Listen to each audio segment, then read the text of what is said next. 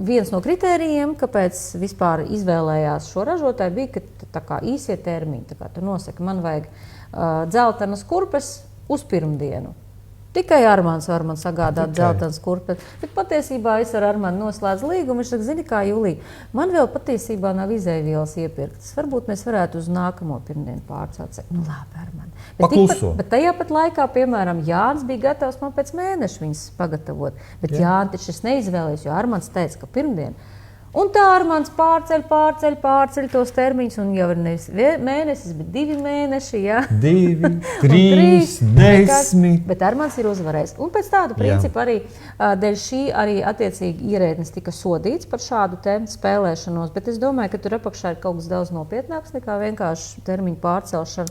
Taču Knab turpina novērot korupciju. Un es saprotu, ka tam nolūkam... Viņiem ir sliktas novērošanas iespējas. Nē, viņi ir izveidojuši platformu. Tagad viņiem būs platforma. Par cik miljoniem? Manuprāt, 1,3. 1,3, man liekas, miljoni, jā? Jā, tur būs...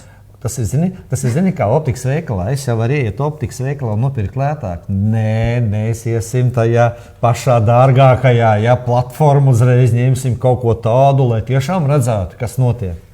Kaut gan, cik ir rakstīts, cik ir sūtīts dokumenti, ja? Un viņi neko tur neierauga. Jo par šīm pašām miskastēm mēs taču viņiem arī rakstījām.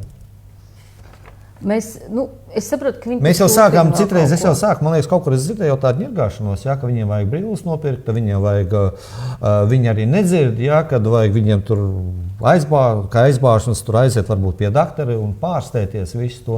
Ar platformu... Vai jau aiziet uz kaut kādu tādu, saproties, stulbību. Ar platformu būs labāk noteikti tagad. Tu domā? Varbūt. Tu ceri? Izmēģinās.